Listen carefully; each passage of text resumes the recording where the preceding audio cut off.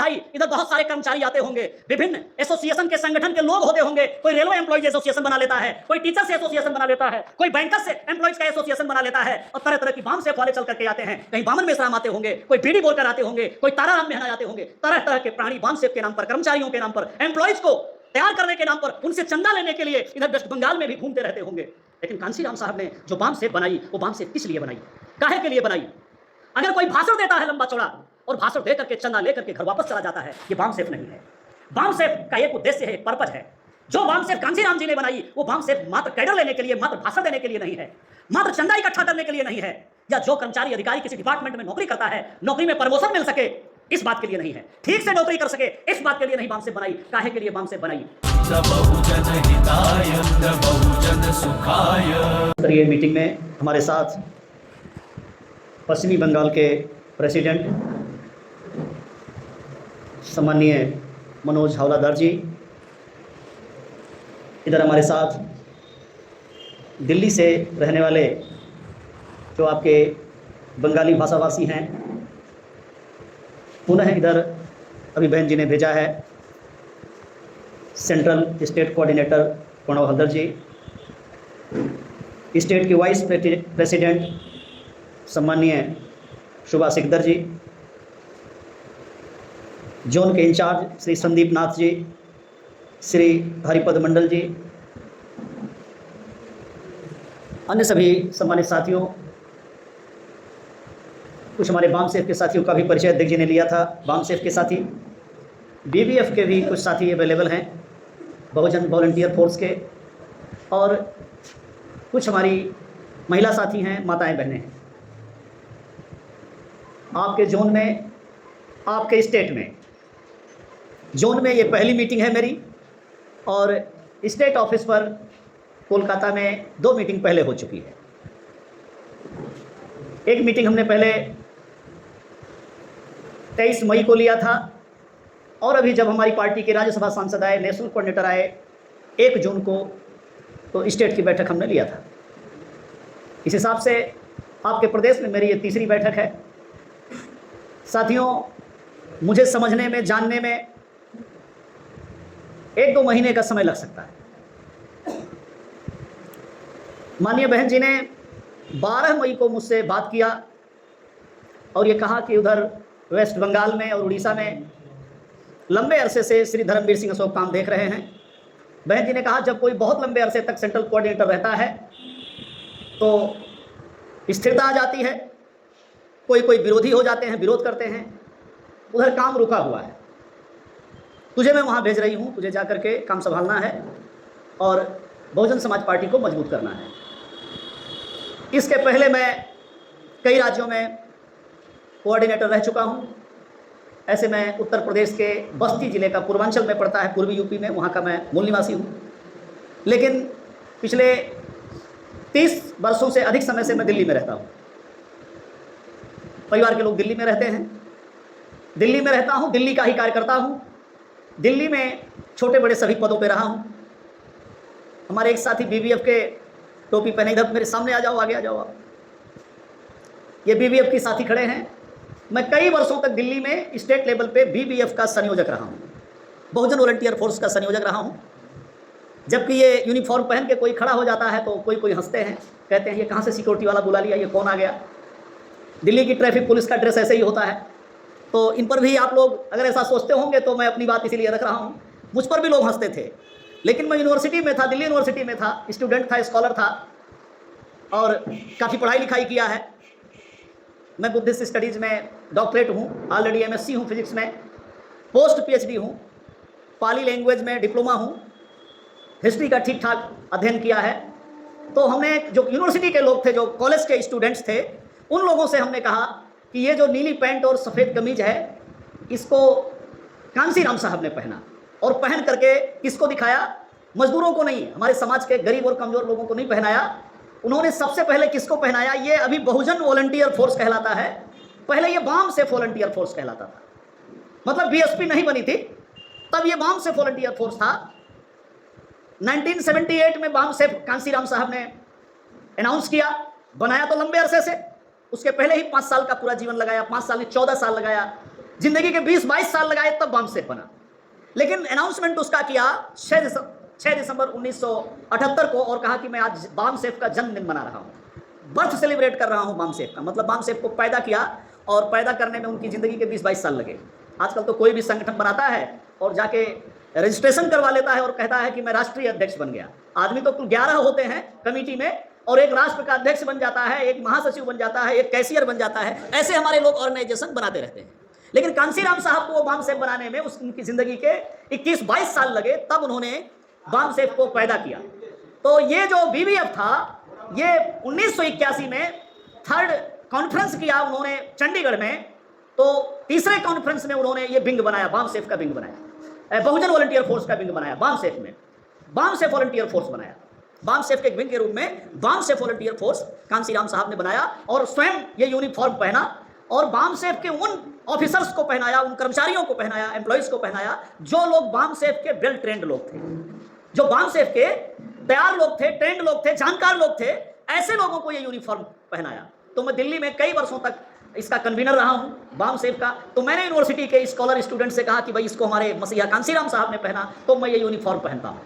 तो ये हास्यास्पद नहीं है, ये गौरव और गर्व का विषय है कि इस यूनिफॉर्म को साहब ने पहना, तो ये मैं पहनता हूँ, आप लोगों को पहनना चाहिए। कई हजार वॉलंटियर्स हमने दिल्ली प्रदेश में तैयार किए थे और वो ढीले ढाले मजदूर टाइप के लोग नहीं, यूनिवर्सिटी के स्कॉलर लोगों को, स्टूडेंट जो तेज तर्रार छात्र होते थे, उन लोगों को दिल्ली में हमने यूनिफॉर्म पहनाया और हमारे लीडर ने, माननीय बहन जी ने रिकॉग्नाइज किया और फिर मैं पार्टी का जनरल सेक्रेटरी बनाया, जोन इंचार्ज बनाया और फिर उसके बाद स्टेट का प्रभारी बनाया।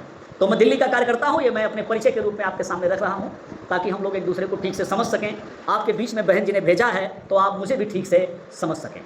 साथियों, दिल्ली के बाद बहन जी ने इधर भेज दिया, बिहार का प्रभारी बना दिया 2015 में और यहीं से अलग अलग राज्य में बहन जी ट्रांसफ़र करती रही। बिहार से ही राजस्थान में कोऑर्डिनेटर रह चुका हूँ, मैं महाराष्ट्र में कोऑर्डिनेटर रह चुका हूँ, कर्नाटक में रह चुका हूँ, उत्तराखंड में रह चुका हूँ, हरियाणा में रह चुका हूँ, बिहार का पार्ट झारखंड है, इसके पहले मैं झारखंड का रह चुका हूँ। अभी 18 तारीख के पहले, 18 मई के पहले बिहार और झारखंड दोनों की जिम्मेदारी थी। तो बहन जी ने 18 तारीख को आपके स्टेट की जिम्मेदारी दी है, बगल में उड़ीसा है उसकी जिम्मेदारी दी है।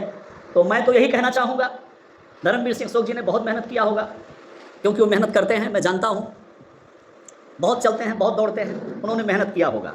अब उसमें मैं एक्स्ट्रा क्या कर सकता हूँ? अगर मुझे भेजा है बहन जी ने तो मैं एक्स्ट्रा क्या कर सकता हूँ? एक्स्ट्रा मैं ये कर सकता हूँ, एक बात मैंने पिछली मीटिंग में स्टेट ऑफिस पर बताई थी, वो बात मैं आप लोगों से कहता हूँ। बहुजन समाज पार्टी कहते हैं पॉलिटिकल पार्टी के पहले यह एक सामाजिक आंदोलन है, ये मूवमेंट है, ये पॉलिटिकल पार्टी के पहले एक मूवमेंट है, एक आंदोलन है। तो सम्मानित साथियों, पॉलिटिकल काम के साथ साथ अभी अध्यक्ष जी ने ये डेटा सब अटेंडेंस लिया है और मुझे दिया भी है, तो मैं उसको रिपीट नहीं करना चाहता हूं, मैं उसको स्टडी कर लूँगा, समझ लूँगा। इसमें अटेंडेंस लगाया है, कौन कौन है, कौन कौन एब्सेंट है, क्या सक्रियता है।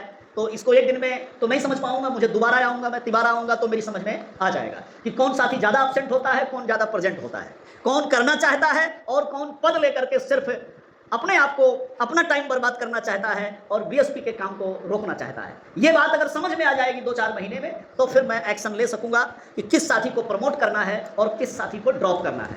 मैं आप लोगों से इस बात का कमिटमेंट करता हूं कि जो भी काम करने वाले लोग होंगे, जिनके अंदर भी काम करने की क्षमता होगी, उनको पुश करेंगे, उनको आगे बढ़ाएंगे, उनको प्रमोट करेंगे। और अगर आपसे कोई गलती हो जाएगी तो हमने जितना सीखा है, तो मेरी एक हैबिट है कि मैं सीधे सीधे उसकी गलती पहले बताता हूँ, ट्रेनिंग देता हूँ कि भाई आपसे मिस्टेक हो रही है, उसकी गलती को बताता हूँ।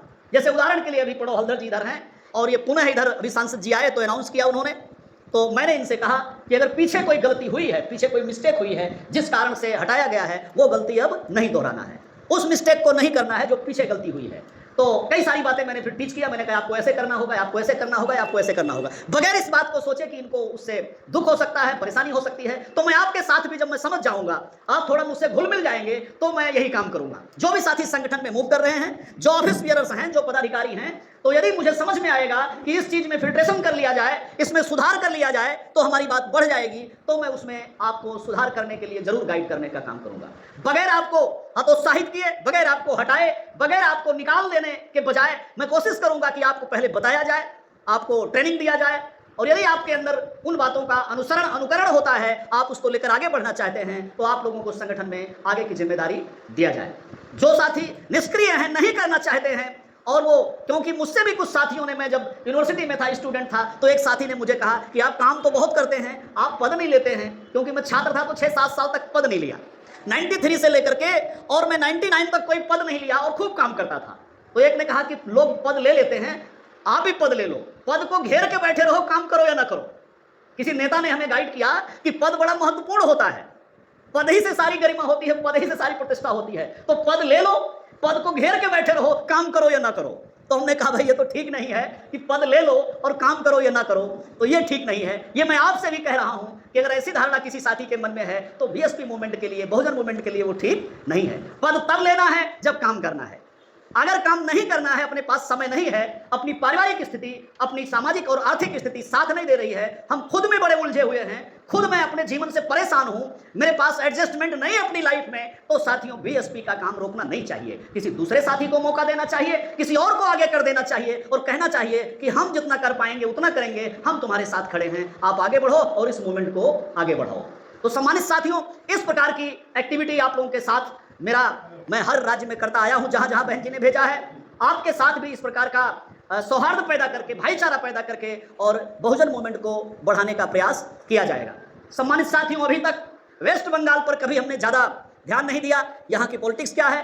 हाँ, दिल्ली में बैठे बैठे, बिहार में रहते हुए इधर खबर सुनते रहते हैं कि टीएमसी वालों ने उनको मार दिया, बीजेपी वालों ने उनको मार दिया, उनको पकड़ के कूट दिया, ये सब खबर सुनते रहते हैं, उसको पीट दिया, यही सब खबर सुनते रहते हैं। और दूसरी खबर सुनते रहते हैं कि यहाँ पर हमारे खासकर जो SC/ST समाज के लोग हैं, उनका शोषण और दमन भी होता रहता है, उनका शोषण दमन होता रहता है। कोई कोई खबर मीडिया में आती है, अधिकांश खबर मीडिया में नहीं आती है।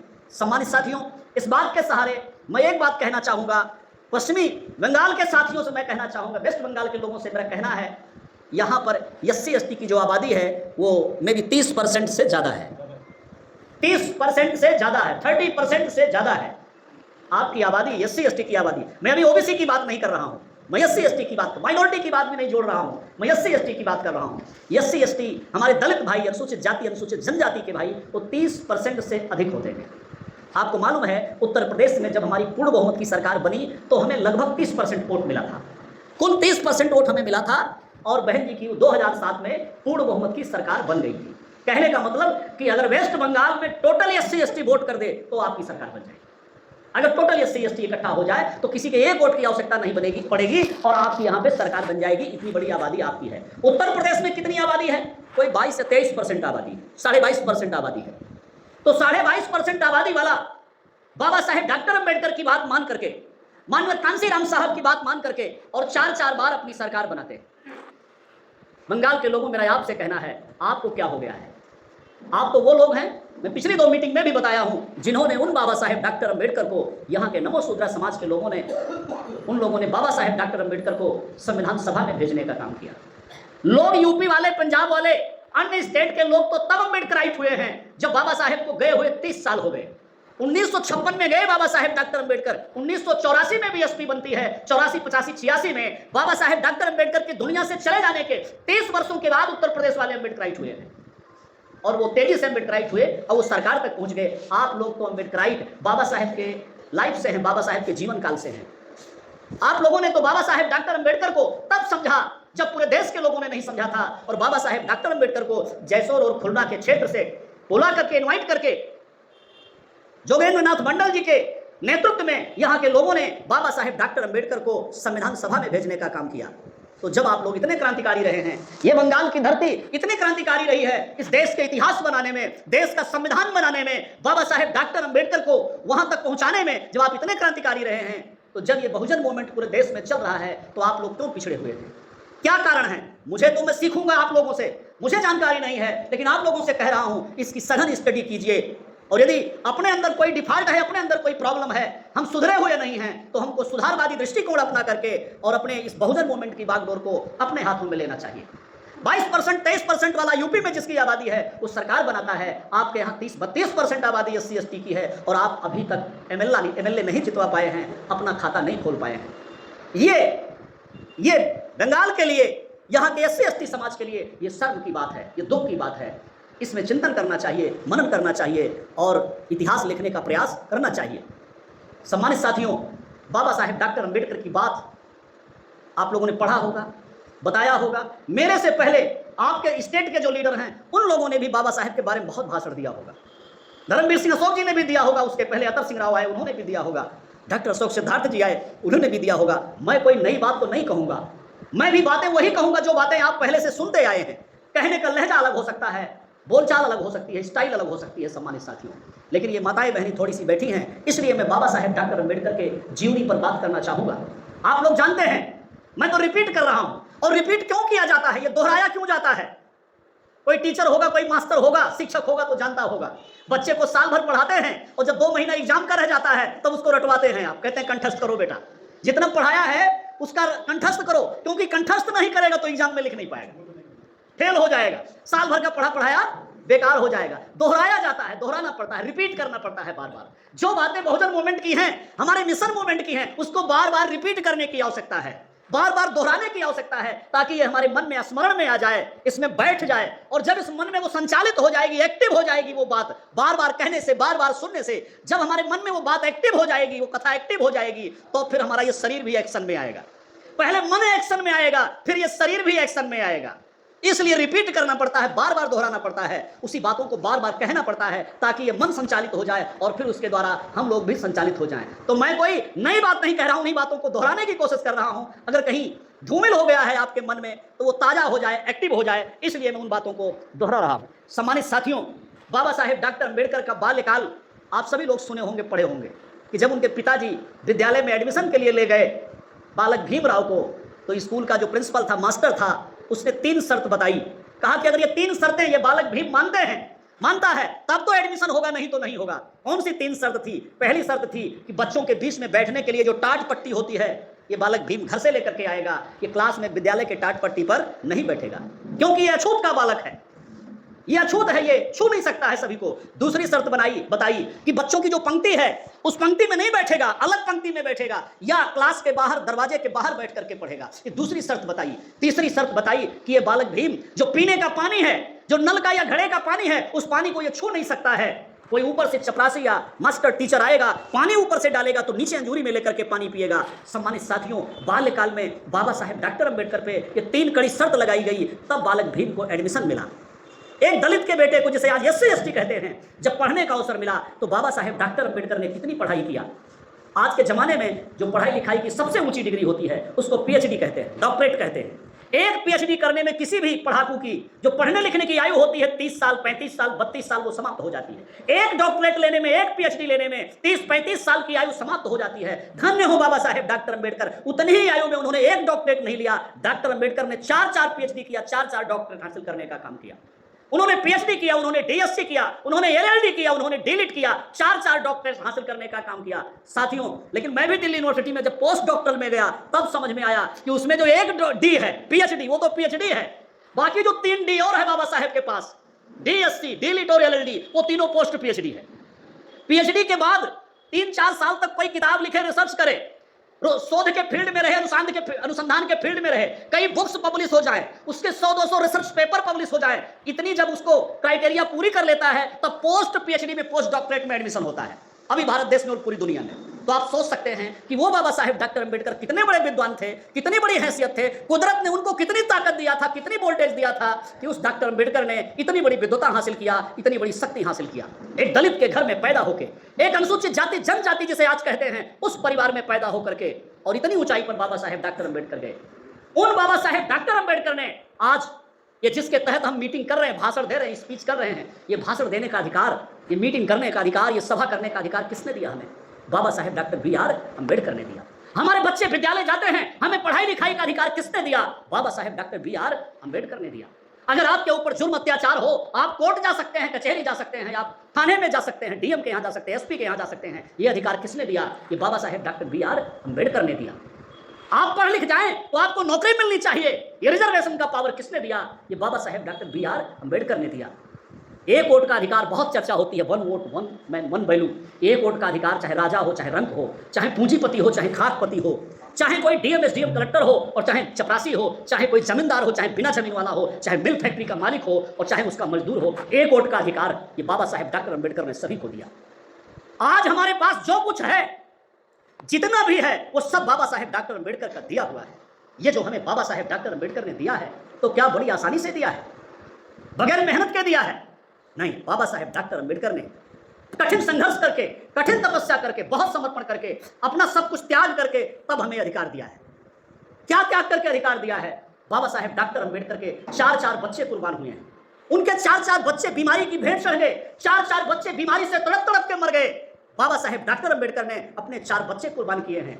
35-36 वर्ष की आयु में उनकी पत्नी माता रमाबाई को टीबी की बीमारी हो जाती है। 1 साल तक टीबी की बीमारी से तड़पती रहती हैं। बाबा साहेब घर वापस नहीं जा पाते हैं, उनका इलाज नहीं कर पाते हैं।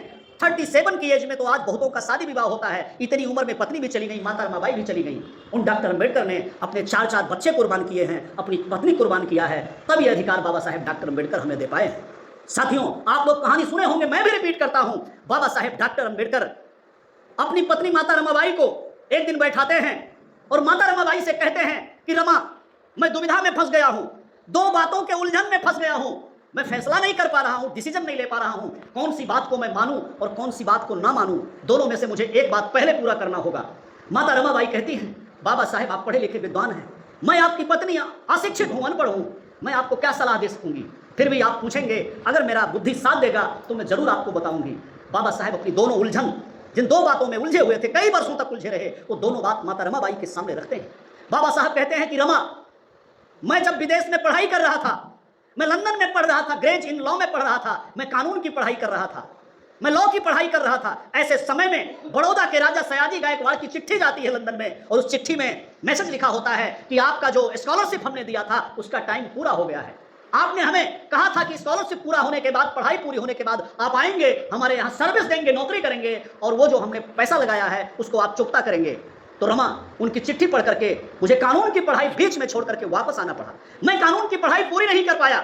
जब मैं कानून की पढ़ाई के लिए लंदन गया था तो मैंने सोचा था कि इस देश में जो करोड़ों लाचार, गरीब, मजबूर लोग हैं, जो अछूत लोग हैं, अनटचेबल लोग हैं, मैं ऐसे लोगों के लिए देश का संविधान बनाऊंगा, देश का कानून बनाऊंगा, और इन करोड़ों लोगों का उससे वेलफेयर होगा, उनका भला होगा, ऐसा मैंने सोचा था। लेकिन रमा, मुझे आना पड़ा और फिर मैं जा नहीं पाया। ये बात मेरे मन में चलती रहती है कि मुझे फिर से लंदन जाना चाहिए और कानून की पढ़ाई पूरी करनी चाहिए, ताकि इस देशवासियों के लिए, करोड़ों लोगों के लिए मैं इस देश का कॉन्स्टिट्यूशन बना सकूं, इस देश का संविधान बना सकूं। ये मेरी पहली बात है, मेरे मन में चलती रहती है। मैं कई वर्षों से इंडिया में हूं। लेकिन एक दूसरी बात है, बाबा साहेब का बाल्यकाल में, बचपन में विवाह हो गया था। कम उम्र में बाबा साहेब का विवाह हो गया था। 5-5 उनके बच्चे हो गए थे। बाबा साहब कहते हैं कि रमा, मेरे ये 5 बच्चे हैं, मैं इनका पिता हूं, मैं इनका फादर हूं, ये मेरा दायित्व बनता है। हर माता पिता चाहता है कि ठीक से अपने बच्चों की देखरेख करें, ठीक से पढ़ाई लिखाई करें, ताकि उनके बच्चे तरक्की कर सके, आगे जा सके। मैं इनका पिता हूं, फादर हूं, मेरा भी दायित्व बनता है कि मेरे बच्चों की अच्छी पढ़ाई लिखाई हो, अच्छी शिक्षा दीक्षा हो। रमा, इन 5 बच्चों के बारे में, फादर होने के दायित्व के बारे में, रिस्पॉन्सिबिलिटी के बारे में मैं हमेशा चिंतित रहता हूं। मैं फैसला नहीं ले पा रहा हूं, मैं पहले वाली बात को फॉलो करूं या मैं अपनी ये दूसरी वाली बात को फॉलो करूं। दोनों में से मैं कौन सा काम पहले करूं? रमा, मैं समझ नहीं पा रहा हूं, तुम मुझे बताओ मैं क्या करूं। माता रमाबाई जो पढ़ी लिखी नहीं थी, उन्होंने 2 मिनट की भी देरी नहीं लगाई। माता रमाबाई ने कहा कि बाबा साहेब डॉक्टर अंबेडकर, बाबा साहेब, ये बच्चे मेरे भी हैं, मैंने पैदा किए हैं, ये आपके बच्चे हैं, आप फादर हो, तो मैं इनकी मां हूं, मेरा भी दायित्व बनता है, मैं इन बच्चों का पालन पोषण करूंगी, मैं मजदूरी करूंगी, मैं जंगल से लकड़ियां काट के लाऊंगी, मैं कुछ भी करूंगी, इन बच्चों का पेट पालूंगी, मैं इनको कोशिश करूंगी। लेकिन आपने देश के जो करोड़ों बच्चों का जिम्मा लिया है, आपको लंदन जाना चाहिए, अपनी कानून की पढ़ाई पूरी करनी चाहिए, ताकि इस देश के भविष्य के लिए, करोड़ों लोगों के लिए आप कुछ कर सकें। सम्मानित साथियों, माता रमाबाई की बात मान करके बाबा साहेब डॉक्टर अंबेडकर अपने बच्चों को छोड़ करके और फिर लंदन चले गए, और वो कानून की पढ़ाई में लग गए, हमारे आंदोलन में लग गए, हमारे वेलफेयर में लग गए, और पूरा जीवन समर्पित किया। अंजाम क्या हुआ? माता रमाबाई अपने 5 बच्चों का पालन पोषण नहीं कर पाई। 5 बच्चों में से एक बेटा जसवंत राव अंबेडकर बचा, एक बेटा यशवंत राव अंबेडकर बचा। 4-4 बच्चे मौत के मुंह में चले गए, बीमारी से तड़प तड़प के मर गए। माता रमाबाई उनका इलाज नहीं करवा सकी, माता रमाबाई उनको पढ़ाई लिखाई नहीं दे सकी। सम्मानित साथियों, एक बच्चा तो बाबा साहेब डॉक्टर अंबेडकर का उस टाइम पर डेथ कर गया जब बाबा साहेब डॉक्टर अंबेडकर को गोलमेज सम्मेलन में जाना था, राउंड टेबल कॉन्फ्रेंस में जाना था। आप लोग जानते होंगे कि गोलमेज सम्मेलन में किस लिए बाबा साहेब गए। 1930, 31, 32 में 3 बार बाबा साहेब गए। वहां पर आपके हक अधिकार की बात रखने के लिए गए। इस देश के जो आज जिन्हें SC, ST, OBC कहते हैं, इनको भी सदन में पहुंचने का मौका मिले, इनको भी रिजर्वेशन मिले, पॉलिटिकल पावर इनके भी हाथ में आए, इसकी लड़ाई लड़ने के लिए बाबा साहेब डॉक्टर अंबेडकर लंदन गए 3 साल। साथियों, और एक दूसरी ताकत, ये जो बटन दबाने का अधिकार, वोट देने का अधिकार मिला है, ये वोट देने का अधिकार दिलवाने के लिए Baba Saheb round table conference गए। सम्मानित साथियों, बाबा साहेब जब जहाज पकड़ना था, उनको जाना था, उनका सामान पैक हो चुका था, उनका एक बेटा डेथ कर जाता है। उनके मित्र, उनके फॉलोअर इकट्ठे होते हैं और कहते हैं कि बाबा साहेब आप अपनी यात्रा स्थगित कर दीजिए, आप लंदन मत जाइए, आपके बेटे की लाश पड़ी हुई है, आप इसका अंतिम संस्कार कीजिए, शोक का समय है, ये यात्रा का समय नहीं है, आप लंदन जाना कैंसिल कर दीजिए। बाबा साहेब डॉक्टर अंबेडकर कहते हैं अपने साथियों से, अपने दोस्तों से कि यदि मैं लंदन नहीं गया राउंड टेबल कॉन्फ्रेंस में, ये मेरा बेटा जिंदा नहीं हो जाएगा, ये मर गया है, ये जिंदा नहीं हो जाएगा। लेकिन यदि मैं लंदन नहीं गया तो इस देश के मेरे करोड़ों बेटे मर जाएंगे, उनका फ्यूचर नहीं बनेगा, उनका भविष्य नहीं बनेगा। इसलिए इस लाश को आप लोग ठिकाने लगा देना, इसका संस्कार आप लोग कर देना, मुझे यात्रा करने दो, मुझे लंदन की ओर जाने दो। सम्मानित साथियों, ये घटनाएं बाबा साहेब डॉक्टर अंबेडकर के जीवन में घटी। बाबा साहेब डॉक्टर अंबेडकर ने अपनी आत्मकथा में इन सारी बातों को लिखा हुआ है, अपनी किताबों में लिखा हुआ है बाबा साहेब ने। बाबा साहेब का एक सबसे बेटा, उसका नाम भी लोग सुने हुए हैं, राजरतन नाम था, बहुत प्यार करते थे। बाबा साहेब यही इंडिया में थे। राजरतन को फीवर हो गया, बुखार हो गया, 3 दिन तक बुखार बढ़ता रहा। माता रमाबाई घर पर, उनके पास कोई पैसा नहीं था, बेटा डेथ कर गया। लोगों ने बाबा साहेब को बताया, कोई आंदोलन कर रहे थे बाबा साहेब, कोई मीटिंग कर रहे थे, जाके लोगों ने बताया कि बाबा साहेब आपके घर पे आपके राजरतन की लाश पड़ी हुई है और आप यहां पर समाज की तैयारी कर रहे हैं, आपको घर जाना चाहिए। बाबा साहेब डॉक्टर अंबेडकर घर जाते हैं, लाश के पास बड़ी देर तक खड़े रहते हैं, कुछ बोलते नहीं हैं। माता रमाबाई अपने आंसू पोंछती हैं और माता रमाबाई फिर अपने आंसू पोंछ करके सोचती हैं कि आए हुए इनको घंटे भर का समय हो गया, लेकिन ये किसी को कफन का कपड़ा लाने को नहीं भेज रहे हैं, अंतिम संस्कार की सामग्री लाने को नहीं भेज रहे हैं। आखिर क्या बात है? माता रमाबाई बाबा साहेब की आंखों में देखती हैं, बात समझ जाती हैं कि मेरे पास कोई पैसा नहीं था, मैं अपने बच्चे को फीवर की दवा नहीं दिलवा पाई। ये बाबा साहेब जो बाहर से चल करके आए हैं, इनके जेब में भी कोई पैसा शायद नहीं है, इसीलिए किसी को कफन का कपड़ा लाने को नहीं भेज रहे हैं। माता रमाबाई घर के अंदर जाती हैं, अपनी साड़ी का आंचल फाड़ती हैं, जो पुरानी साड़ी धोती पहने होती हैं, उसका आंचल का टुकड़ा फाड़ के लाती हैं और वो आंचल का टुकड़ा बाबा साहेब के हाथ पर देती हैं और उनसे निवेदन करती हैं कि इस कपड़े को कफन बनाइए और ले जाइए, अपने बच्चे का अंतिम संस्कार कीजिए। सम्मानित साथियों, मेरा आप लोगों से कहना है, आप लोगों से सवाल है, आज के जमाने में कोई थोड़ा पढ़ जाए तो कर्मचारी बन जाता है, और ज्यादा पढ़े तो अधिकारी बन जाता है, और ज्यादा पढ़ाई लिखाई करे तो डीएम एसडीएम एसपी बन जाता है, और ज्यादा पढ़े तो वो सेक्रेटरी बन जाता है, वो कमिश्नर बन जाता है। पहले छोटा घर, फिर बड़ा घर, फिर बड़ा घर, फिर महल बना लेता है, बंगला बना लेता है, छोटी गाड़ी, फिर बड़ी गाड़ी, फिर बड़ी गाड़ी बना लेता है। पढ़ता है, आगे बढ़ता है, जो जितना ज्यादा पढ़ा लिखा होता है उतना समाज में ताकतवर हो जाता है। वो डॉक्टर अंबेडकर देश का सबसे ज्यादा पढ़ा लिखा आदमी था, उसको तो इस देश का सबसे ताकतवर आदमी होना चाहिए था फाइनेंशियली। आखिर डॉक्टर अंबेडकर को क्या हुआ कि इतने पढ़े लिखे आदमी को इस दुनिया पर जिन्होंने राज किया, ब्रिटिश के लोग, अंग्रेज के लोग, जिन्होंने आकर के इस कोलकाता को अपनी राजधानी बनाई, वो अंग्रेज भारत देश में अगर किसी की बात मानते थे तो बाबा साहेब डॉक्टर अंबेडकर की बात मानते थे। अगर डॉक्टर अंबेडकर अपने लिए जीते, अपने बीवी बच्चों के लिए सिर्फ काम करते और उस ब्रिटिश के लोगों से कह देते कि ये वेस्ट बंगाल का प्रांत डॉक्टर अंबेडकर के नाम लिख दो, तो ये प्रांत वो नाम लिख करके चले जाते। बाबा साहेब इतने बड़े विद्वान थे और अंग्रेज लोग उनकी बात से कन्विंस होते थे, लेकिन उन बाबा साहेब के जीवन में वो समय आया कि अपने बच्चे के लिए कफन का पैसा नहीं रहा। क्यों नहीं रहा? क्योंकि बाबा साहेब डॉक्टर अंबेडकर ने अपने जीवन की सारी कमाई, अपनी एक एक पाई, अपनी सारी संपदा, अपनी सारी ऊर्जा उन्होंने आपके निर्माण में लगा दिया, आपको डेवलप करने के लिए लगा दिया, आपके वेलफेयर के लिए लगा दिया, हमारे वेलफेयर के लिए लगा दिया। अपने बीवी बच्चों को बाबा साहेब डॉक्टर अंबेडकर कुछ नहीं दे पाए। सम्मानित साथियों, वेस्ट बंगाल के साथियों, मेरा आप लोगों से कहना है, ये बात यूपी वाला समझ सकता है, बंगाल वाला क्यों नहीं समझ सकता है? क्या आपका बंगाली भाषा का लिटरेचर इतना खराब है? क्या बंगाली भाषा में आप जो बातचीत करते हैं वो बातचीत इतनी खराब है? इस बात को आप नहीं समझ पाए अभी तक, आपने इसको हैंडल नहीं किया और आपकी आबादी इतनी ज्यादा है, आप मूवमेंट में पिछड़े हुए कैसे हैं? मेरा आप लोगों से ये सवाल है।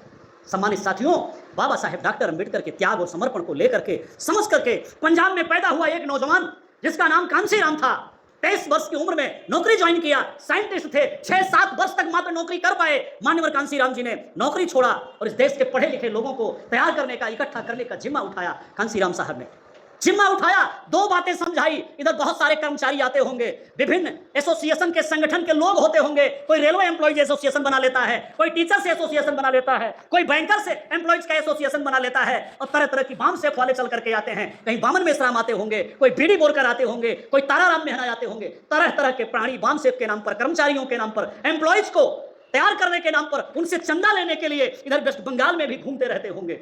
लेकिन कांसीराम साहब ने जो बाम सेफ बनाई, वो बाम सेफ किस लिए बनाई, काहे के लिए बनाई? अगर कोई भाषण देता है लंबा चौड़ा और भाषण दे करके चंदा लेकर के घर वापस चला जाता है, ये बाम सेफ नहीं है। बाम सेफ का एक उद्देश्य है, एक पर्पज है। जो बाम सेफ कांसीराम जी ने बनाई, वो बाम सेफ मात्र कैडर लेने के लिए, मात्र भाषण देने के लिए नहीं है, मात्र चंदा इकट्ठा करने के लिए नहीं है। या जो कर्मचारी अधिकारी किसी डिपार्टमेंट में नौकरी करता है, नौकरी में प्रमोशन मिल सके, इस बात के लिए नहीं है। ठीक से नौकरी कर सके, इस बात के लिए नहीं बामसेब बनाई। काहे के लिए बामसेब बनाई? एम्प्लॉइज को 2 बात समझाई कांसीराम साहब ने। ये 2 बातें भी बार बार कही होंगी, मैं रिपीट कर रहा हूं। बाबा साहेब डॉक्टर अम्बेडकर की 2 बात समझाई कांसीराम जी ने। पहली बात कौन सी समझाई? कांसीराम साहब ने कहा, पॉलिटिकल पावर इज मास्टर की which can open each and every lock for your progress. राजनीतिक सत्ता वो मास्टर चाबी है जिससे आप अपनी तरक्की के बंद ताले खोल सकते हैं, अपनी प्रोग्रेस के जो ताले बंद पड़े हैं उसको खोल सकते हैं। किससे खोल सकते हैं? पॉलिटिकल पावर से खोल सकते हैं, सरकार बना के खोल सकते हैं। जो समस्याएं हैं, संविधान की किताब लेकर के घूम रहे हैं, राहुल गांधी घूम रहे हैं और कई सारे नेता घूम रहे हैं। सम्मानित साथियों, ये संविधान बनाने में, इसको स्टेब्लिश करने में बाबा साहेब डॉक्टर अम्बेडकर को लाइफ लगानी पड़ी। और उस संविधान में रुकावट अगर किसी ने पैदा किया तो कांग्रेस पार्टी के लोगों ने पैदा किया, मोहनदास करमचंद गांधी ने पैदा किया। ये जो गांधी बाबा था, ये बड़ा ड्रामेबाज था। आप लोगों ने बचपन में देखा, कहीं मुंह बंद करवाता था, कभी कान बंद करवाता था, कभी जो है आंख बंद करवा देता था। पता नहीं लोगों ने बंद किया कि खोले हुए हैं लोग, लेकिन कांसीराम जी ने तो आके सब मुंह, आंख और कान खुलवाने का काम किया। गांधी बाबा बंद करवाने का काम किया और कांसीराम जी ने आकर के खुलवाने का काम किया। कितने बड़े ड्रामेबाज थे। अफ्रीका में थे, एडवोकेट थे, टाई कोट लगा के कोई एडवोकेट वकालत करता है। इधर इंडिया में कम करता होगा, विदेश में तो ज्यादा टाई कोट लगाता था। पहले टाई कोट लगा करके एयरपोर्ट पर उतरे गांधी बाबा, मोहनदास करमचंद गांधी। आजादी की लड़ाई चल रही थी, इधर बाल गंगाधर तिलक इत्यादि वो चल रहे थे, तो गांधी जी को भी लगा कि हमें भी चल के उधर और नेता बनने की कोशिश करना चाहिए। आजादी की लड़ाई में मुझे आगे जाना चाहिए। चालाक आदमी थे, तेज आदमी थे, धूर्त थे। जब आए देखे तो उनको कुछ लोग रिसीव करने गए कि कोई अफ्रीका से वकील आया है, मोहनदास करमचंद गांधी। तो उन्होंने देखा कि जो नेता लोग आए इंडिया के, तो यहाँ पर तो नेतागिरी जो कर रहे थे वो कुर्ता और पजामा पहने हुए थे। तो गांधी जी का प्रज्ञा चक्षु खुल गया। उन्होंने कहा कि अगर इंडिया में नेतागिरी करना है तो टाई कोट में नहीं हो पाए। ले गए टाई कोट, टांग दिया उन्होंने खूंटी पे और कुर्ता पजामा पहन लिया। मूव किया, गुजरात में मूव किया, पंजाब में मूव किया, इधर की ओर बढ़ करके उत्तर प्रदेश वाराणसी की ओर आए, बनारस की ओर, गोरखपुर की ओर आए। तो यहाँ पर उन्होंने देखा कि यहाँ के जो नेता लोग हैं वो कुर्ता पजामा नहीं पहनते हैं, कुर्ता धोती पहनते हैं। तो उन्होंने पजामे को भी खूंटी में टांग दिया और कुर्ता धोती पहन लिया और आगे बढ़े। उड़ीसा की ओर चले आए, बिहार की ओर चले आए, आपके यहाँ चले आए होंगे। यहाँ के आदिवासी भाई के तन पे पूरा कपड़ा ही नहीं था, आधा पहने हुए थे लोग। बोले इनका भी नेता मुझे बनना है। ये जो अधनंगे हैं, जिनको कपड़ा पूरा नहीं पड़ता, इनका नेता मैं कैसे बनूंगा? इनके जैसा दिखूंगा तो मैं इनका भी नेता बन जाऊंगा। कुर्ता भी उतार के टांग दिया और धोती जो नीचे पहना था आधी नीचे ओढ़ लिया, आधी नीचे लपेट लिया, आधी ऊपर ओढ़ लिया। ऐसे ऐसे ड्रामेबाज, ऐसे ऐसे छलिया जीवन भर गांधी जी ने और राष्ट्र के पिता कहलाए कांग्रेस के द्वारा। ये जो टीएमसी वाले हैं, ये भी तो कांग्रेस वाले ही है ना, तृणमूल कांग्रेस, कांग्रेस के पार्ट हैं। सम्मानित साथियों, क्या कोई प्रॉब्लम है क्या? तो काहे पर तफरी कर रहे हैं, बात को सुनने। सम्मानित साथियों, बैठिए आप लोग। मोहनदास करमचंद गांधी जो ज्यादा नौटंकीबाज थे, एक ही काम किया है। वो बेचारे खाते होते नहीं थे, कुछ बड़ा दुबला पतला थे, पेट पिचका हुआ था, एक ही चीज खाते थे वो इस देश में जो दबे कुचले लोग थे, एससी एसटी लोग थे, जिनको बाबा साहेब डॉक्टर अम्बेडकर जो अधिकार देना चाहते थे, पावर देना चाहते थे, उनका अधिकार खाते थे। उनका एक ही खुराक था और कोई लड़ाई नहीं लड़ी है भारत देश में। बाबा साहेब ने जो अधिकार देना चाहा, उस अधिकार को खत्म करने के लिए, उसको समाप्त करने के लिए गांधी जी ने पूरा मूवमेंट किया है, उनके लोगों ने पूरा मूवमेंट किया है। गांधी जी ने कभी आपके फेवर में मूवमेंट नहीं किया है। इसलिए मेरा आप लोगों से कहना है कि अगर कांसीराम साहब को समझना है, यदि बाबा साहेब डॉक्टर अम्बेडकर को समझते हैं, तो गांधी जी को तो छोड़ना पड़ेगा, गांधीवाद को छोड़ना पड़ेगा, अम्बेडकरवाद को ठीक ढंग से एक्सेप्ट करना होगा, अम्बेडकरवाद को लागू करना पड़ेगा। वैसे उनके लोगों ने उन्हें छोड़ दिया है।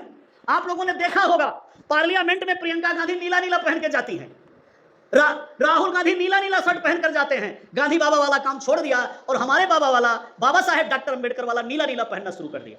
पूरे देश में कहीं शायद आप लोग सुनते हो कि कोई मोहनदास करमचंद गांधी की टोपी लगाता हो और गांधी जी की कोई स्टैचू लगाता हो। उनकी स्टैचू कोई नहीं लगती है। देश का शायद कोई जिला हो जहां पर बाबा साहेब डॉक्टर अम्बेडकर की लोग स्टैचू ना लगाते हो। अम्बेडकरवाद आगे बढ़ा है, लेकिन सम्मानित साथियों, जब ये अम्बेडकरवाद आगे बढ़ा है, ये सब हुआ है, तो इस अम्बेडकरवाद को रोकने वाले आ गए हैं। कांसीराम साहब ने 1982 में एक बुक लिखी थी, एन एरा ऑफ स्टूजेज, चमचा युग लिखा था कांसीराम साहब ने, और उन्होंने 12-13 वैरायटी चमचों की बताई थी। उस किताब को पढ़ना चाहिए, एन एरा ऑफ स्टूजेज। चमचों की 12-13 वैरायटी बताई थी। ये कब बताई थी? 1982 में बताई थी। 40 साल से ऊपर हो गए हैं। विकास होता है, चमचों में भी विकास हो गया है। वो चमचों की वैरायटी बढ़ गई है। वो चमचाएज नाम की किताब फिर से लिखी जानी चाहिए। उस चमचाएज पर फिर से चर्चा होना चाहिए। अब तरह तरह के चमचा पैदा हो गए। कोई प्रोफेसर हो गया तो प्रोफेसर में से कोई चमचा बन गया है, कोई डॉक्टर हो गया तो डॉक्टर में से चमचा बन गया है। कांसीराम साहब ने कहा था कि एससी में से चमचा होता है तो उसको ये चमचा कहते हैं, एसटी में से चमचा होता है तो उसको ऐसा चमचा कहते हैं, ओबीसी में से चमचा होता है तो उसको ऐसा चमचा कहते हैं, माइनॉरिटी में से चमचा होता है तो उसको हम ऐसा चमचा कहते हैं। ऐसे उन्होंने वर्ग वाइज चमचों का प्रकार बताया था। लेकिन कांसीराम साहब ने कहा था कि इन सारे चमचों में एक चमचा सबसे खतरनाक होता है। उस चमचे को बुद्धिजीवी चमचा कहते हैं, इंटेलेक्चुअल चमचा कहते हैं। ये जो इंटेलेक्चुअल चमचा होता है ये सबसे ज्यादा डेंजरस होता है। और उसकी डिफिनेशन दिया कि मैं किसको कह रहा हूं, कौन सा इंटेलेक्चुअल, ये जो अम्बेडकराइट इंटेलेक्चुअल है और बुद्धिस्ट इंटेलेक्चुअल है, ये सबसे खतरनाक चमचा है। क्योंकि इसने बाबा साहेब को ठीक से समझा है। ये जितना तेज जय भीम कहता है उतना कहीं से फायदा उठाने की सोचता है। 14 अप्रैल में जितनी बढ़िया अम्बेडकर जयंती मनाएगा उतना ज्यादा फायदा तृणमूल कांग्रेस से उठा लेगा, बीजेपी से उठा लेगा। जितना बढ़िया 6 दिसंबर बाबा साहेब का परिनिर्वाण दिवस मनाएगा उतना ज्यादा कहीं से जाकर के फायदा उठा लेगा। तो ये तरह तरह के चमचे इधर घूम रहे होंगे। सम्मानित साथियों, बीएसपी के लोगों, मेरा आप लोगों से कहना है, ऐसे चमचों को आइडेंटिफाई करना होगा, ऐसे चमचों को आइडेंटिफाई करना होगा। इधर बंगला में ट्रांसलेशन आप लोग कर लेते हैं। कांसीराम जी के टाइम में इन चमचों के लिए कार्यकर्ताओं ने एक नारा लगाया था, चमचों चमचागिरी छोड़ो, बीएसपी से नाता जोड़ो। यह नारा कार्यकर्ताओं ने लगाया था, चमचों चमचागिरी छोड़ो, बीएसपी से नाता जोड़ो। अगर नाता जोड़ ले, चमचा ठीक हो जाए तो ठीक है, और ना सुधरे ना समझे तो चमचों के लिए एक नारा और लगाया था कार्यकर्ताओं ने 1990 के दशक में। क्या नारा लगाया था? इन चमचों की क्या दवाई, जूता चप्पल और पिटाई। इन चमचों की क्या दवाई, जूता चप्पल और पिटाई। तो ये चमचे जहां नजर आ जाएं, यदि बीएसपी के, वामसेप के, बीबीएफ के 10 कार्यकर्ता हों तो ये नारा लगा देना है। चमचा समझ जाएगा कि अंबेडकर बात चलाने वाले लोग, बहुजन बात चलाने वाले लोग सावधान हैं, इधर अपनी दाल गलने वाली नहीं है। मैं समझता हूं कि वेस्ट बंगाल में अगर बात नहीं बढ़ी है तो इन्हीं चमचों की बदौलत नहीं बढ़ी है। ये चमचे हर गली, हर ब्लॉक, हर प्रखंड में, हर असेंबली में, हर जिले में नजर आते होंगे, और ये चमचे अम्बेडकरवादी मूवमेंट को रोकते हैं और आपको आगे नहीं बढ़ने देते हैं। तो सम्मानित साथियों, आप लोगों को ये मैंने कुछ बेसिक चीजें आपसे डिस्कस किया है। बाबा साहेब डॉक्टर अम्बेडकर के जीवन की चर्चा किया है, उनके 4 बच्चों के त्याग और समर्पण कुर्बानी की चर्चा किया है। बाबा साहेब डॉक्टर अम्बेडकर ने हमें क्या क्या ताकतें दी उसकी चर्चा किया है। मैं कांसीराम साहब की 2 बात बताने के लिए जा रहा था, उसमें से एक बात मैंने बताई, दूसरी बात कांसीराम साहब ने क्या कहा। पहली बात कौन सी बताई? पॉलिटिकल पावर इज मास्टर की which can open each and every lock for your progress. राजनीतिक सत्ता वो मास्टर चाबी है जिससे आप अपनी तरक्की के बंद ताले खोल सकते हैं। ये बाबा साहेब का स्टेटमेंट है। आप कोई संस्था बनाओ, कोई संगठन बनाओ, कुछ भी करो, अगर पॉलिटिकल पावर नहीं लेते हो तो आप अपाहिज के जैसे हो। कोई भी पावर आपकी सुरक्षित नहीं रहेगी। प्रमोशन में रिजर्वेशन चाहिए, पार्लियामेंट में मिलेगा। रिजर्वेशन में वर्गीकरण कर दिया तो देश के प्रधानमंत्री ने और तमाम राज्य के मुख्यमंत्री ने सुप्रीम कोर्ट का बहाना लेकर वर्गीकरण कर दिया। सारे कानून उधर केंद्र में बनते हैं और इधर कोलकाता की असेंबली में बनते हैं। बिना पॉलिटिकल पावर के कुछ हासिल होने वाला नहीं है। सम्मानित साथियों, दूसरी बात बाबा साहेब की जो कांसीराम जी ने बताई, वामसेप के लोगों को बताई, वो उंगली का इशारा। ये उंगली का इशारा आजकल तो देखते हैं बीजेपी वाले, कांग्रेस वाले जब बाबा साहेब की प्रतिमा लगाते हैं तो ऐसे नहीं लगाते, वो ऐसे लगाते हैं। ये भी कहीं लग रही हो तो आप लोग पहुंच जाएं तो उनको सिखाना होगा कि भाई ये बाबा साहेब की प्रतिमा ऐसे नहीं है, ऐसे है। ये इशारा इधर को है, तिरछे की तरफ है। ये इशारा क्या है? बाबा साहेब की प्रतिमा जहां दिल्ली में लगी थी पार्लियामेंट में, बाबा साहेब का स्टेटमेंट, उनका कोटेशन उसके नीचे लिखा हुआ है capture the temple of power for your emancipation. अगर इमेंसिपेशन चाहते हो, दुख तकलीफ से मुक्ति चाहते हो, तो सत्ता के मंदिर पे कब्जा करना पड़ेगा। ये वामसेप की थीम है। यहां से वामसेप बनी, वामसेप बनाई गई पॉलिटिकल पावर लेने के लिए, सत्ता के मंदिर पर कब्जा करने के लिए, पॉलिटिकल पावर लेने के लिए वामसेप बनाई गई। वामसेप चंदा वसूली के लिए सिर्फ नहीं बनाई गई, सिर्फ भाषण देने के लिए नहीं बनाई गई। मनुवाद, ब्राह्मणवाद ये मात्र कहने के लिए नहीं बनाई गई। खूब कहिए मनुवाद, ब्राह्मणवाद, खूब आप किसी को कहिए, लेकिन यदि पावर की तरफ आगे नहीं बढ़ रहे हैं तो आपके उस कथा का कोई फायदा नहीं है। कोई फायदा नहीं है आपके भाषण देने का यदि पॉलिटिकल पावर नहीं मिलती है। सम्मानित साथियों, कांसीराम साहब ने जिंदगी पूरी लगा दिया। कभी पैदल चले, कभी साइकिल में चले, कभी टूटी चप्पल में चले, कभी बस में चले, कभी ट्रेन में चले, और जब कार्यकर्ताओं ने फंड इकट्ठा करके दिया तो हेलीकॉप्टर में भी चले। देश के कोने कोने में घूम करके कांसीराम जी ने अलख जगाया।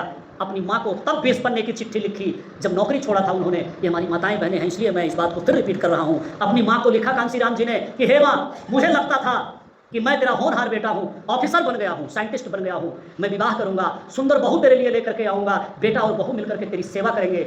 लेकिन मैंने बाबा साहेब डॉक्टर अम्बेडकर को जान लिया है, मैंने बाबा साहेब डॉक्टर अम्बेडकर के लिटरेचर को पढ़ लिया है। इस देश में जो जुर्म अत्याचार होता है, इस देश में जो दबे कुचले भाई हैं, एससी एसटी ओबीसी समाज के लोग हैं, मैंने उनकी दुर्दशा जान लिया है। मैंने फैसला लिया है कि हे माँ, अब मैं तेरी सेवा नहीं कर पाऊंगा।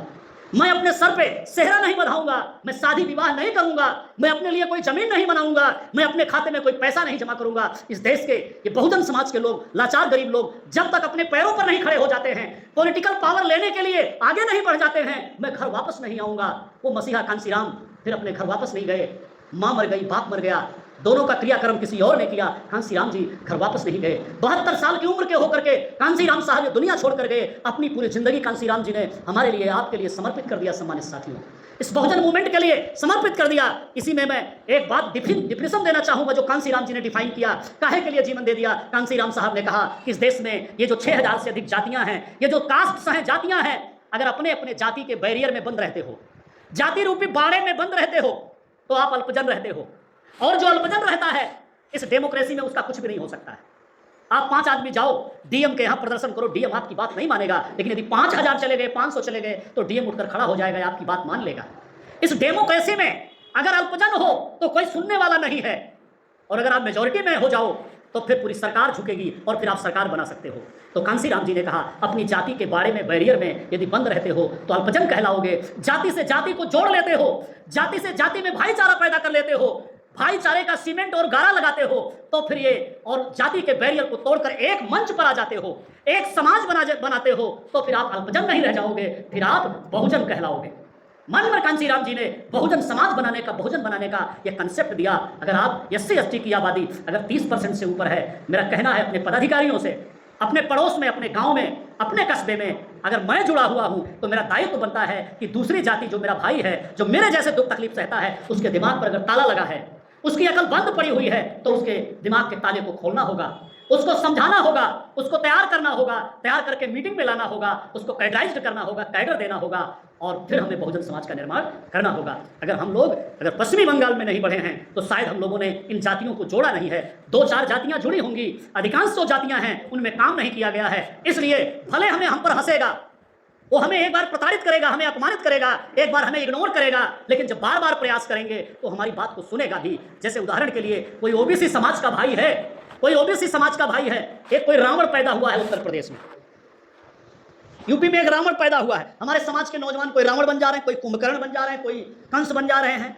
साथियों, ये ठीक नहीं है। अरे रावण ही बनना है तो राम को नहीं बन जाते? राम तो पुरुषों में उत्तम है, उस रामायण में महान पुरुष हैं, रावण बनने की क्या आवश्यकता बन गई? ये नौजवान लोग गुमराह हो रहे हैं। नीला गमछा तो पहन लेते हैं, नीला दुपट्टा डाल लेते हैं, लेकिन कोई रावण और कुंभकर्ण बन जाते हैं, उल्टी पुल्टी हरकत करते हैं। आज हमारे बीच में बहुजन समाज पार्टी की राष्ट्रीय अध्यक्ष, बहुजन समाज की शेरनी, सामाजिक परिवर्तन की महानायिका बहन कुमारी मायावती जी ने अपनी 69 साल की जिंदगी लगा दिया है। कुछ जांचने के लिए, पढ़ने के लिए, समझने के लिए कुछ बचता है क्या? रात दिन बहन जी स्ट्रगल करती है, रात दिन हमारी लड़ाई लड़ती है बहन जी। कोई मुद्दा हो, बड़े बड़े नेता सोच जब तक नहीं पाते हैं तब तक बहन जी प्रेस कॉन्फ्रेंस कर देती हैं, बहन जी ट्वीट कर देती हैं, बहन जी एक ट्वीट करती हैं, एक प्रेस कॉन्फ्रेंस करती हैं, पूरे देश के लोग संज्ञान में लेते हैं और सरकारों के कान खड़े हो जाते हैं। तो ऐसी लीडर जब माननीय बहन जी मौजूद है, जब ऐसी पार्टी पूरे देश में बहुजन समाज पार्टी मौजूद है, तो हमें रावण और कंस बनने की जरूरत नहीं है। और ये रावण और कंस बनोगे क्या? एक नारा लगाते हैं, इधर बंगाली में नहीं लगाते होंगे, मैं यूपी और उधर राजस्थान की बता रहा हूँ। नारा लगाते हैं नौजवान, कहते हैं जय जय जय जय जय भीम, जय भीम जय भीम। ये नारा थोड़ा ऊर्जा देने वाला है। मैं राजस्थान में गया, रात्रि में कैडर कैंप लगाया नौजवान लोगों ने, कहा साहब रात्रि में कैडर कैंप चलाना है। रात्रि के 10 बजे मैं उतरा वहाँ पे गाड़ी में से, और एक मोहल्ले में से 1 किलोमीटर पैदल चल के जाना था। जब हम पैदल चल के 400-500 लड़के मेरे पीछे पीछे चल रहे थे, तो एक लड़का निकला जो उसका अगुआ था और लगा नारा लगाने, जय जय जय जय जय भीम। रात्रि के 11 बजने वाले थे और 500 लोग जय भीम का नारा लगा रहे थे। जब कैडर कैंप में पहुंचे तो मैंने उनसे पूछा कि भाई आप तेजी तेजी से चिल्ला रहे थे, बहुत ऊंची आवाज में बोल रहे थे, रात्रि के 11 बजे उस सड़क के दोनों तरफ लोग सो रहे थे, अपने अपने घरों में लोग सो रहे थे, आप किसको ललकार रहे थे? आपके नारे में तो ललकार थी, आपका जोश बता रहा था जैसे आप आए हैं मुकाबला करने के लिए, मारपीट करने के लिए आए हैं। तो आप किनसे मारपीट करना चाहते थे, किनसे मुकाबला करना चाहते थे? और वो जो जिस गली में हम लोग चल रहे थे वो कौन से समाज के लोग हैं? क्या शेड्यूल कास्ट के लोग हैं? बोले नहीं साहब शेड्यूल कास्ट के लोग नहीं हैं। हमने कहा फिर अनुसूचित जनजाति के लोग, ट्राइब के लोग? बोले साहब वो भी नहीं है। गरीब लाचार लोग होंगे? बोले नहीं साहब वो भी नहीं है। वो तो बड़े बड़े मकान दिख रहे थे। बोले साहब राजस्थान के जो जाट और गुर्जर होते हैं, जो सबसे धनाढ्य होते हैं तो OBC के, जिनकी लाठी बड़ी मजबूत होती है, उन्हीं लोगों के मकान थे। हमने कहा आप खुद ही परिभाषा बता रहे हो, जिनकी लाठी बड़ी मजबूत है और जो बड़े धनाढ्य हैं, रात्रि में 11 बजे जाकर के उनके कान में चिल्ला रहे हो, जय जय जय जय जय भीम कह रहे हो, तो आप बाबा साहेब का संदेश देने आए हो कि उनके साथ आप मारपीट करने के लिए आए हुए हो। अगर वो लाठी लेकर निकलते सारे तो पूरी कॉलोनी के वो 5000 निकलते और आप 500 लोग थे, आपको तो मारपीट के किनारे कर दिए होते। तो ऐसी गलती आइंदा आप लोग नहीं करना। जय भीम कहने का ये सलीका ठीक नहीं है। जय भीम कह करके मारपीट किया जाए, क्रांति किया जाए, लड़ाई दंगा किया जाए, ये ठीक नहीं है। किसी को उकसाया जाए, किसी को क्रोधित किया जाए, जय भीम कहने का ये तरीका नहीं है। जय भीम कहने का क्या तरीका है कि आपके बगल में कोई हमारा ओबीसी का भाई, मजबूत भाई रहता है, आप निकल के जाइए, शर्म नहीं कीजिए, संकोच नहीं कीजिए, आप जाइए हाथ जोड़ करके और उससे कहिए कि भाई साहब जय भीम। आप जब एक बार कहेंगे तो इग्नोर करेगा, कहेगा पता नहीं क्या ये जय भीम बोल रहा है। आप फिर दूसरी बार जाइए, फिर कहिए साहब जय भीम, बड़े भाई जय भीम, दादा जय भीम, फिर वो इग्नोर करेगा, कहेगा पता नहीं क्या ये जय भीम करता है। फिर तीसरी बार जब आप जाएंगे निकलते हुए और कहेंगे दादा जय भीम, कहेगा यार पता नहीं क्या जय भीम, बता क्या हालचाल है तेरा, क्या कहना चाहता है। और फिर उसको ले जाइए, उसके साथ कहीं बैठ के चाय पीजिए, और जब चाय पीजिए, चुस्की लीजिए, तब कहिए कि ये जो बाबा साहेब डॉक्टर अंबेडकर हुआ, जिसका नाम मैं जय भीम कह रहा हूँ, इसने आपका फ्यूचर बनाया है, इसने हमारा फ्यूचर बनाया है, इस देश का संविधान बनाया है बाबा साहेब डॉक्टर अंबेडकर ने। ये समझाने का तरीका होगा, बात समझ में आ जाएगी तो वो जाट और गुर्जर लाठी निकाल के लाएगा और बगल में खड़ा करेगा और कहेगा आप जोर से बोल जय भीम जय भीम, अब हम तेरे साथ खड़े हैं। तो सम्मानित साथियों, एससी एसटी समाज के लोगों, मेरा आपसे कहना है, अगर अपने ओबीसी भाई को जोड़ना चाहते हो, मुस्लिम भाई को जोड़ना चाहते हो, तो जोड़ने का लहजा होना चाहिए, तोड़ने का लहजा नहीं होना चाहिए। अगर वो पद की उम्मीद करता है कि जिला अध्यक्ष मुझे बना दिया जाए, विधानसभा का पावर मुझे दे दिया जाए, तो आप पुराने साथी हो, आप कहो कि तेरा घोषणा करवाते हैं, तेरी नियुक्ति करते हैं, तुझे अपना बड़ा भाई बनाएंगे, तेरे पीछे हम नारा लगाएंगे, हम खड़े रहेंगे।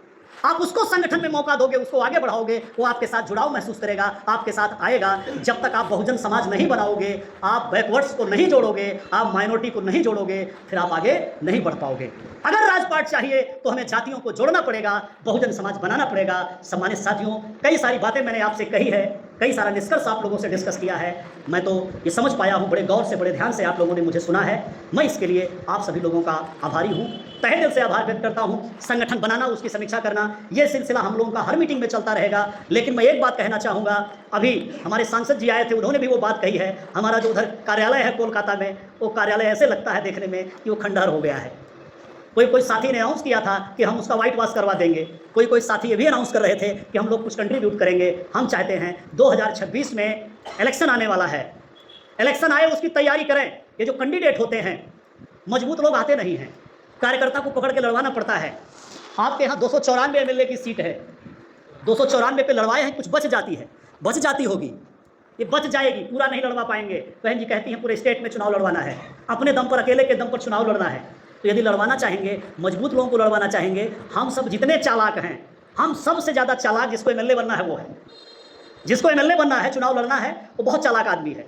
वो बैठे हुए, ये मीटिंग आप कर रहे हैं ना, खबरी उसके बता रहे होंगे कि वहाँ बीएसपी की मीटिंग चल रही है, आज वहाँ 200 आदमी इकट्ठे थे, बड़ा तगड़ा भाषण चल रहा था। अगर ये मीटिंग आप 4 बार करेंगे किसी परिक्षेत्र में, तो वो कैंडिडेट आएगा और आपके जिलाध्यक्ष के आगे जाके जय भीम करेगा, वो जय भीम करेगा और कहेगा साहब हमें ले चलो अपने प्रेसिडेंट प्रभारी के पास, हम आपके यहाँ से चुनाव लड़ना चाहते हैं। मजबूत लोग चुनाव लड़ने आए तो आपको पब्लिक दिखानी पड़ेगी। मजबूत लोग चुनाव लड़ने आए 2026 में तो आपको रंग रोगन, झंडा, पताका कुछ दिखाना पड़ेगा। मजबूत लोग चुनाव लड़ने आए तो आप लोगों का डेकोरम कुछ मेंटेन करना पड़ेगा। अगर आप ऐसे ही मरे पीटे से लगोगे तो मजबूत लोग नहीं आएंगे। तो हमारा वो जो दफ्तर है, मैं तो आप लोगों से कहूँगा उस दफ्तर को रिनोवेट करवा दीजिए, उसको ठीक करवा दीजिए, ताकि जब कोई जाए कैंडिडेट वहाँ उसका इंटरव्यू करें तो वो जब बिल्डिंग में घुसे तो देखे कि कुछ कोलकाता में बनाया है बहन जी ने, इनका कार्यालय ठीक ठाक है। इसकी साइकोलॉजिकल इसका इफेक्ट पड़ता है। जब कोई दिल्ली जाता है, जब कोई लखनऊ 9 माल एवेन्यू पे जाता है, बड़ा बड़ा डॉन, बड़ा बड़ा माफिया, बड़ा बड़ा पूंजीपति जब जाता है और वहाँ गेट पर सिक्योरिटी वाले 3 बार तलाशी लेते हैं, उसका पेन रखवा लेते हैं, चश्मा रखवा लेते हैं और कोई सामान है तो रखवा लेते हैं, तो आधा गुरूर उसका वही डाउन हो जाता है कि ये बहन जी का क्या जलवा है, ये तो गेट पे ही इतनी इंक्वायरी हो गई। एक बार फिर अंदर जाता है, फिर इंक्वायरी होती है, फिर मशीन लगा के चेक करते हैं, फिर आधा गुरूर उसका और डाउन हो जाता है। फिर तीसरे गेट में घुसता है, अभी बहन जी नहीं मिल रही है, फिर इस बड़े से हॉल में कहा जाता है इसमें बैठ जाओ, और जब बैठ जाता है तो चाय पानी पिलाया जाता है, मिठाई आती है, और जब वो चाय पानी पीता है, मिठाई खाता है, तो गुरूर उसका और डाउन हो जाता है। ये तो गजब का महल है, गजब का जलवा है बहन जी का। और फिर चौथी 5वीं गेट क्रॉस करके जब जाता है बहन जी के यहाँ, तो बहन जी ऊपर बैठी होती हैं, सामने सोफा लगा होता है वीआईपी कोटे का, और जब उस पर बैठने का अवसर आता है तो बड़ी मुश्किल से बैठता है, डरते डरते बैठता है, हिचकिचाते बैठता है। बहन जी का ताकत देख करके, उनका रुतबा देख करके, उनका फेस देख करके, और फिर जब बहन जी से बात करता है तो बहन जी फूल के जैसी बात करती हैं, जितनी बाहर से सख्त दिखती हैं। बहन जी को जितना मीडिया के लोग खड़ूस बताते हैं, जब वहां तक पहुंचता है तो देखता है कि बहन जी कितनी फूल जैसी हैं, फूल जैसी बात कर रही हैं, कितनी मिलनसार है, कितने प्रेम से बात कर रही हैं, प्रभावित हो जाता है। और जब प्रभावित हो जाता है तो वो अरबपति, डॉन और माफिया, हम लोग तो बहन जी का दूर से चरण स्पर्श करते हैं, आता है ऐसे साष्टांग प्रणाम करता है, नीचे लेट जाता है, और कोई कोई तो इतना चालाक होता है, पैर पे लेटा रहता है, जब तक बहन जी मुस्कुरा नहीं देती हैं, उसके सर पे हाथ नहीं रख देती हैं, तब तक उठकर बैठता नहीं है। जब बहन जी मुस्कुरा देती हैं, सर पे हाथ रखती हैं, तब जस्ट बैठ करके बहन जी आशीर्वाद चाहिए बहन जी। तो सम्मानित साथियों, ये बीएसपी का सिस्टम है, ये बहन जी का सिस्टम है। अगर ये दिल्ली में लागू हो सकता है, यूपी में लागू हो सकता है, आप बांग्ला भाषी लोग हो, आपका अलग कल्चर है, अलग साहित्य है, अलग लिटरेचर है, बोली भाषा में थोड़ा सा अंतर है, लेकिन मिशन तो एक है। आप क्यों नहीं डेकोरम मेंटेन कर सकते हो? इसलिए आप लोगों को बम सेफ तैयार करना होगा। कार्यालय में हमारे प्रेसिडेंट अनाउंस किए 20,000 रुपया आया है डोनेशन। 20,000 रुपये में अगर उधर 5-6 लोग रहते हैं तो 5-6 लोग क्या 20,000 रुपये में भोजन कर लेंगे? ठीक ठाक खाना खाना हो तो खाएंगे क्या? आप सब घर परिवार चलाते हो, पार्टी आपकी है, मिशन आपका है। आप सोच के देखिए, कोई 50,000 कमाते हो, कोई 25,000 कमाते हो, कोई लाख 2 लाख रुपया कमाते हो, और फिर आपके 3-4 बच्चे और आपकी पत्नी अपना परिवार चलाते हो। इतने कम खर्चे में, इतने ठीक ठाक खर्चे में अपना परिवार चलाते हो, और ये बहुजन मूवमेंट का परिवार है, उतना बड़ा कार्यालय है, वहाँ से मूवमेंट चलाना है। आपका होर्डिंग लगना चाहिए कार्यालय के थ्रू। कभी होर्डिंग लगी क्या? कभी पोस्टर छपा क्या? कभी हैंडबिल बनी क्या? कभी कोई रथ यात्रा निकाली गई क्या? कोई जुलूस निकाला गया स्टेट ऑफिस के सौजन्य से? कैसे निकाला जाएगा? जब फंड नहीं होगा, पैसा नहीं होगा, तो कैसे निकाला जाएगा? सत्ता में आना चाहते हो, ताकतवर होना चाहते हो, तो हमको भम से तैयार करना होगा और मजबूत लोगों तक अप्रोच बढ़ानी होगी। हम लोग अगर मिडिल क्लास के लोग कार्यकर्ता हैं तो हमें बीएसपी को अपने तक सीमित करके नहीं रखना होगा, हमें मजबूत लोगों में बीएसपी को लेकर के जाना होगा, तालमेल बैठाना होगा, उनके साथ वार्ता स्थापित करनी होगी और उनको बहन जी के बारे में बता करके उनको भी पदाधिकारी बनाना होगा। बहन जी कहती हैं जब किसी को पदाधिकारी बनाइए तो उसके अपने संसाधन हो, वो समझने की क्षमता रखता हो, समझाने की क्षमता रखता हो, टाइम उसके पास हो, वो समर्पित हो और वो निष्ठावान हो। ये 4-5 गुण अगर हैं तो उसको पदाधिकारी बनाइए। तो एक गुण ये भी है कि उसके पास अपने जेब में पैसा हो कि चल सके, अपना संसाधन लगा सके। ऐसे लोगों को पद पे लेकर के आइए। ऐसे कोई मत बनाइए कि मैं जिलाध्यक्ष हूँ और मेरा जो महासचिव हो वो सिर्फ इतने ताकत और मेरी कांख के नीचे दबा रहे, कभी मेरे से ऊपर न जाने पाए। ऐसे को सेलेक्ट करके रखना है नहीं, ऐसे को सेलेक्ट करके रखना है। आप पीछे खड़े होकर नारा लगाइए कि आपसे अध्यक्षता करवाएंगे, हम आपको आगे करेंगे, आप पावरफुल लग रहे हो, आप भारी भरकम लग रहे हो, आपको आगे कर देंगे। हम पीछे खड़े हो जाएंगे तो हमारी पार्टी आगे बढ़ जाएगी। पार्टी में लोगों को जोड़ने के लिए, तैयार करने के लिए ये मैंने कुछ आपको टिप्स दिया है, मैंने आपसे आह्वान किया है। बम सेफ को स्टेट लेवल पे तैयार करेंगे, हम लोग जोन लेवल पे तैयार करेंगे और डिस्ट्रिक्ट लेवल पे 11 लोगों की कमेटी बम सेफ की बहन जी ने बनाने का आदेश दिया है। बीबीएफ की भी कमेटी 11 लोगों की बनाने का आदेश दिया है। एक कन्वीनर होगा और 10 लोग उसके सहायक कन्वीनर होंगे। तो सम्मानित साथियों, ये सारा सिस्टम आप लोगों के माध्यम से लागू करना है। आप साथ देंगे, हमारा हाथ पकड़ेंगे, हमें आप लोग सिखाएंगे, बताएंगे, हम आपसे सीख करके, समझ करके और उसको बीएसपी के फॉर्मेट में दे करके मूवमेंट को आगे बढ़ाने का प्रयास करेंगे। इसी अनुरोध के साथ, इसी निवेदन के साथ कि आप हमारी बात को सुने हैं तो इसको अमल में लाएंगे, इंप्लीमेंट करेंगे, आह्वान करते हुए मैं अपनी बात को यहीं पर रोकता हूँ। जय भीम, जय भारत, जय गौ माता।